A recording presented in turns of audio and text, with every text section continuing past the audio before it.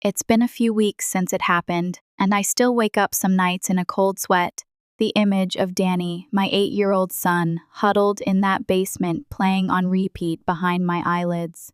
I try to block it out, focus on the present, but it's like a stain, seeping into everything. It all started at my nephew, Leo's birthday party. They're the same age, Danny and Leo, thick as thieves. Go to the same school, share the same goofy sense of humor. Danny had been feeling a little off that morning, just a bit pale, complaining of a tummy ache. I asked him a dozen times if he was sure he wanted to go. Birthday parties are germ factories, petri dishes of kid crude. But he was insistent. I feel okay, Dad. Promise. I want to see Leo. He was bouncing with excitement. So, against my better judgment, I caved. Dropped him off at my sister, Sarah's, place around noon. He's been a little under the weather, Sarah, I told her. Just keep an eye on him, yeah? I might call to check in. She waved me off, already distracted by the chaos of setting up. Sure, Mark, no problem. He'll be fine. My wife, Emily, and I had planned a rare afternoon date, a movie, some peace and quiet. For the first hour, I managed to relax, almost forgetting my anxieties. But then the nagging started. I kept picturing Danny's pale face. I pulled out my phone and called Sarah, straight to voicemail. Hey, it's me. Just checking in on Danny. Give me a call when you get a chance. I tried again 30 minutes later. Voicemail again. I sent a text to Danny's old phone. We keep it around just for emergencies. Sarah has this weird, militant no screens rule at her house. I knew she'd probably grabbed it. Still, figured it was worth a shot. No response. The knot in my stomach tightened. It wasn't like Sarah to ignore my calls. I've always been a bit of a worrier, especially when it comes to Danny. He's my world, you know? Ever since he was a baby, I've been hyper-aware, always anticipating the worst. Emily tells me I'm overprotective, but I can't help it. He's all I have. We tried for years to have another kid, but it just never happened. By 3 o'clock, I was practically vibrating with anxiety. Emily, bless her heart, was trying to reassure me. He's probably fine, Mark. Sarah's just busy with the party. Let's just go pick him up. It's getting late anyway. The movie was long forgotten. We drove over to Sarah's place, my hands gripping the steering wheel so tight my knuckles were white. As we pulled up, cars were already pulling away. The party was winding down. We walked inside, the sounds of chattering kids and forced laughter washing over us. Sarah greeted us with a strained smile. Hey! You guys are here. He's doing great. I'll get him. Where is he? Why isn't he with the other kids? I asked, my voice tighter than I wanted it to be. He's resting, she stammered, not meeting my eye. Let me just go get him. Something was off. Way off. My gut clenched. I'll come with you. Sarah's face went pale. No, just stay here. I'll be right back. I wasn't having it. I followed her, Emily right behind me. Sarah kept trying to block me, but I pushed past her, my heart pounding in my chest. Sarah, what's going on? Where's Danny? She started to babble, a jumbled mess of excuses and justifications. He wasn't feeling well, and he kept asking for you. He was being disruptive, Mark. He was going to ruin Leo's party. I just needed to put him in timeout. I forgot about him. It was just for a few minutes. Timeout? Timeout where? Her voice dropped to a whisper. The basement. The word hit me like a punch to the gut. The basement. Her basement is a dark, damp, unfinished space. I've been down there a few times to help her husband, Tom, with some repairs. It's freezing. Always. Rage, cold and sharp, flooded through me. I grabbed Sarah by the arm, my fingers digging into her flesh. You put my sick son in your cold basement for being disruptive? During a party? Are you insane? I didn't wait for an answer. I yanked her toward the basement door, Emily trailing behind, her face a mask of shock and horror. Sarah fumbled with the lock, her hands shaking. I didn't mean for it to be this long, Mark. I just forgot. The door creaked open, revealing the dimly lit stairs leading down into the darkness. The smell hit me first: stale air, damp concrete, and something else. Something acrid. I charged down the stairs, Sarah stumbling behind me. The scene in the basement will forever be burned into my memory. Danny was huddled in the corner, wrapped in himself, shivering uncontrollably. His face was pale and streaked with tears. There was vomit on the floor, a puddle of it next to him. He looked up at me, his eyes wide with fear and confusion. "Dad," he whimpered, his voice hoarse. "I don't feel good." I dropped to my knees, scooping him into my arms. He was ice cold. He coughed, a rattling, wet sound. "It's okay, buddy. I'm here," I whispered, my voice thick with emotion. "I'm here?" "You're okay." I wanted to kill Sarah. Right there. I wanted to make her feel the same terror and helplessness that my son was feeling. But I couldn't. I had to get Danny to a hospital. I didn't say a word to Sarah as I carried Danny out of the basement, up the stairs, and out to the car. Emily was already in the back seat, frantically wiping Danny's face with a wet cloth. Sarah followed us out, babbling apologies. "I'm so sorry, Mark, Emily. I didn't mean for any of this to happen. I just wanted Leo's party to be perfect." I ignored her. I couldn't even look at her. I strapped Danny into his car seat, my hands trembling. "We're going to the ER. You can follow us or not. I don't care." I slammed the door and jumped into the driver's seat. I peeled out of the driveway, leaving Sarah standing there, a pathetic figure in the fading sunlight. The drive to the hospital was a blur of panicked thoughts and silent prayers. Emily kept murmuring reassurances to Danny, wiping his forehead, trying to keep him awake. When we arrived at the ER, I practically carried Danny inside. The nurses rushed him to a room, hooking him up to monitors, taking his temperature. His fever was spiking. We waited, pacing, praying, as the doctors ran tests. Sarah arrived a few minutes later, her face pale and drawn. She tried to approach me, but I turned my back on her. "Mark, please, let me explain." "There's nothing to explain, Sarah," I said, my voice flat. "You locked my sick son in a freezing basement. There's no excuse for that." She started to cry, a pathetic, sniveling sound. Emily gave me a warning look, but I couldn't bring myself to offer Sarah any comfort. She didn't deserve it. After what felt like an eternity, the doctor finally emerged. "He's going to be okay," he said, his voice calm.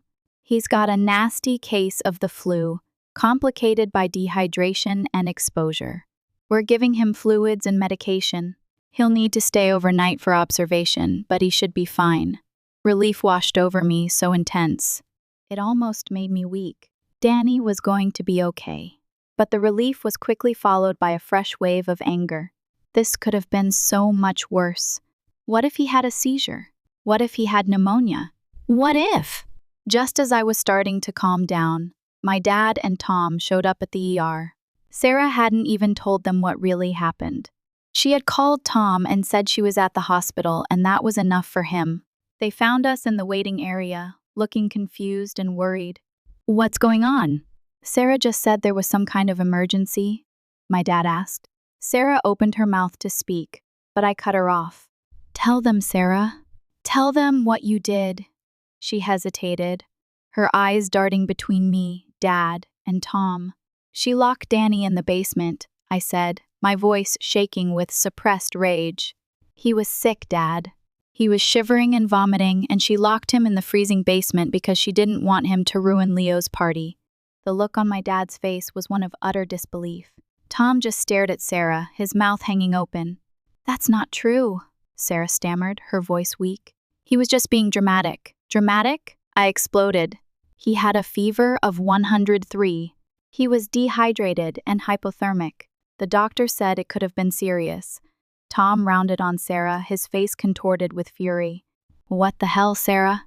How could you do something like that?" My dad, who is normally a calm, collected man, just stood there, his face pale. He looked at Sarah, his eyes filled with a mixture of disappointment and disgust.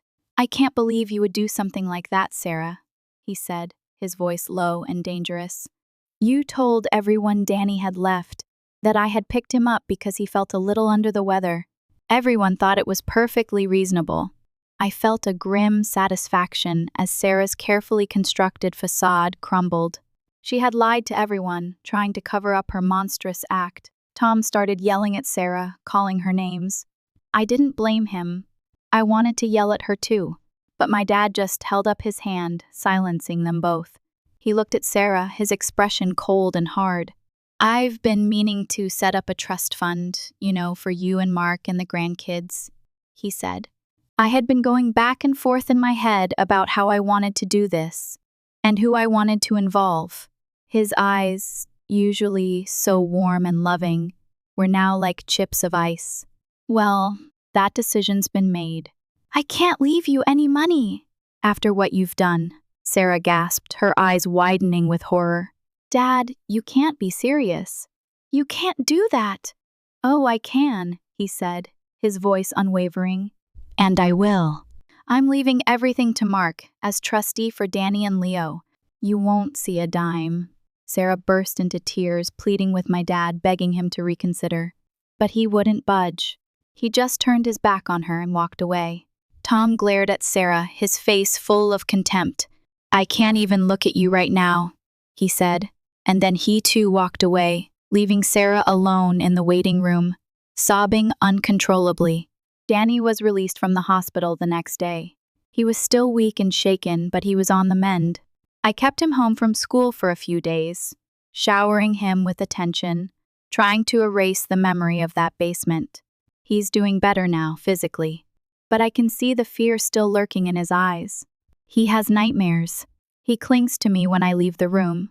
He's changed. Sarah, of course, has been calling and texting nonstop, begging for forgiveness, pleading with me to talk to Dad, to convince him to change his mind. It's not fair, Mark. It was a mistake. I didn't mean to hurt Danny. I'm your sister.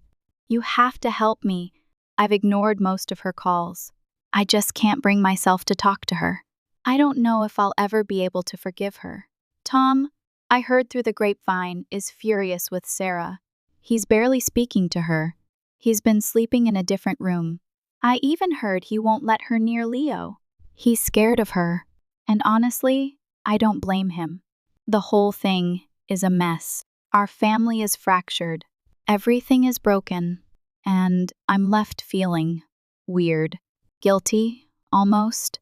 Dad added me as a beneficiary of the trust fund, along with the grandkids. He's the one who decided to do it. I didn't ask for it. But still, I can't help but wonder if I should convince Dad to forgive Sarah. Maybe this is too harsh of a punishment. She messed up badly, but is she really a monster? Does she deserve to be cut off completely? But then I picture Danny, huddled in that cold, dark basement, his face streaked with tears, and the guilt fades, replaced by a cold, hard anger. I don't know what to do. I'm lost. It's been a week since the party, and I finally blocked Sarah's number. I know it sounds harsh, but I just couldn't take it anymore.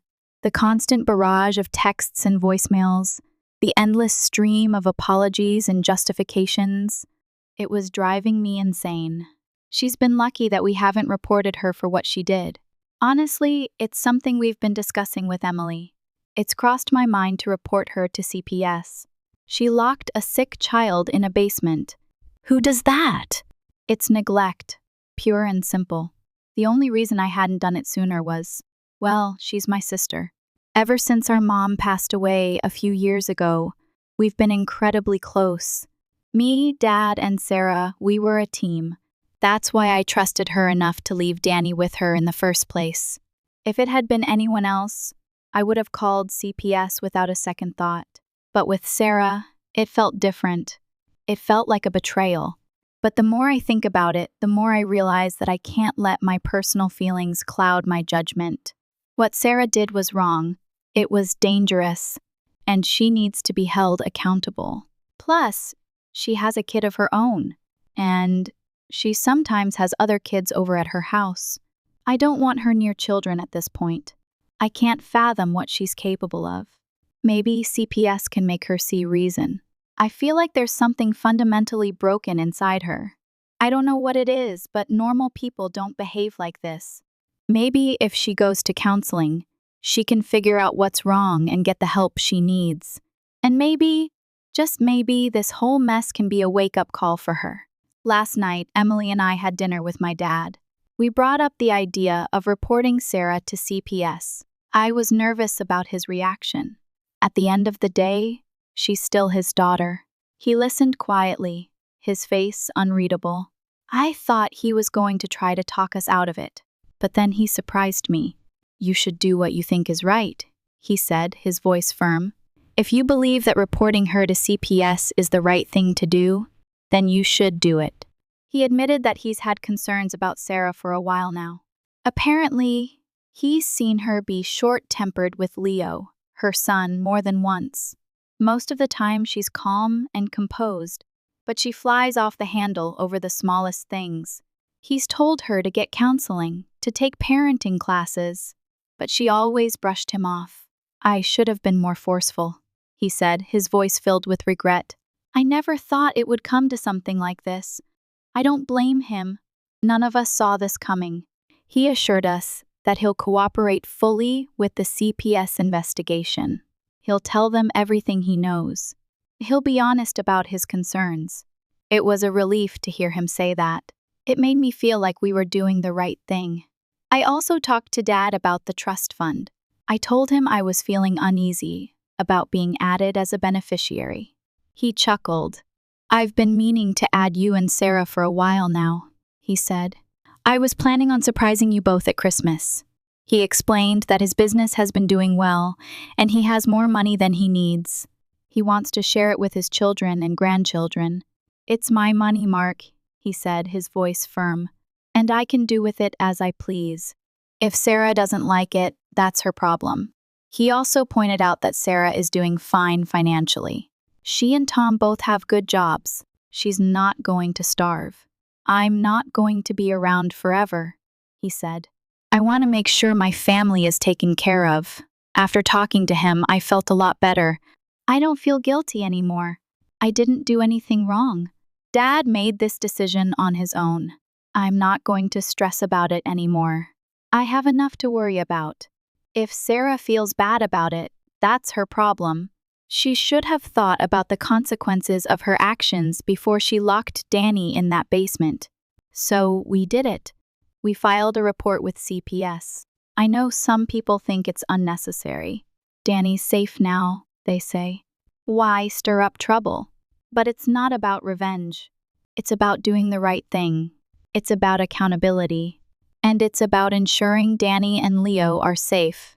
I talked to a friend who works as a foster care worker before filing the report. I wanted to know what to expect.